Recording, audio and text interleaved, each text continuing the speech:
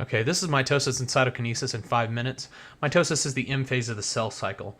You're dealing with an excessive amount of CDK1 cyclin B during this phase. Has a lot of regulatory efforts that we'll see as we get into the details.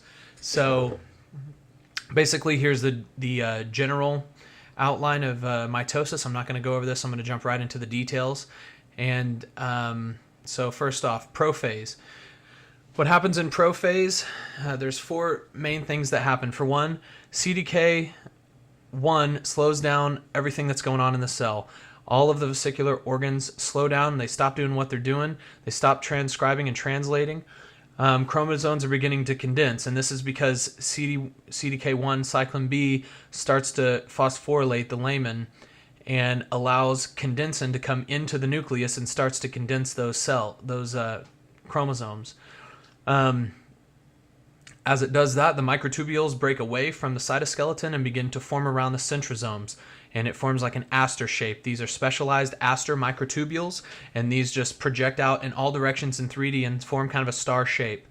Also, as a result of the CDK1 cyclin B, the disassembly of the nucleolus begins, and then you continue right into prometaphase. Prometaphase is a lining up phase, and basically there's 3 different types of specialized microtubules that are going to attach to the centrosome. The aster we already talked about.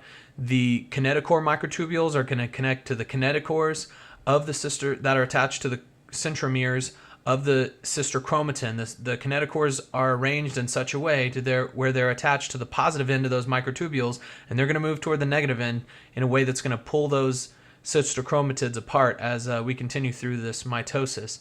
The other specialized microtubule is the interpolar microtubule, and this actually interdigitates with motor proteins in between the chromosomes along the cell spindle that allow the separation to occur and the actual mechanical motion to occur.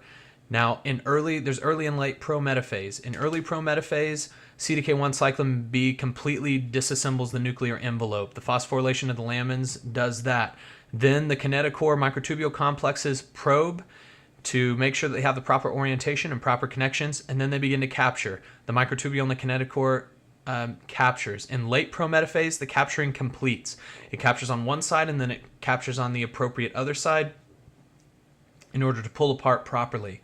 Then the chromosomes, nothing is pulled apart yet. The chromosomes are simply being lined up in the center spindle, and it must overcome the spindle checkpoint, and then it may go on to metaphase. In metaphase, the chromosomes must align at the metaphase plate before anything else begins. You can see oscillatory movement of the chromosomes as they kind of perfect that positioning.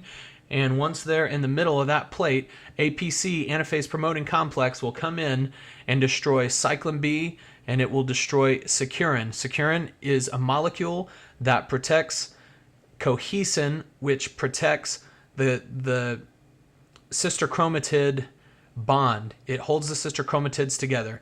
Anaphase then starts. Anaphase A and B are occurring simultaneously, where without that cohesin, the 2 sister chromatids are free to move apart, and as they move apart, the interpolar microtubules are actually sliding along each other and are elongating and allowing those sister chromatids to move toward the periphery of the cell. Already during anaphase, right where that central spindle was, you can begin to see the contractile ring, and that's as a result of actin and myosin filaments that lay along each other and move alongside each other. They're pulling that contractile ring down upon itself. That's the end of anaphase. Then on to telophase. In telophase, everything begins to start to reform. Anaphase, everything's separated completely inside the cell. Telophase, the CDK1 activity is completely non-existent. So that allows the nuclear envelope to be able to reassemble around the 2 different sets of chromatins because the CDK1 is not phosphorylating lamins. Lamins are being dephosphorylated.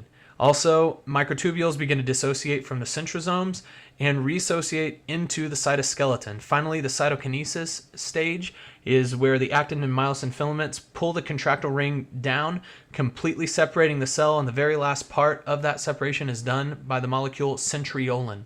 And then there are 2 complete cells. Thank you.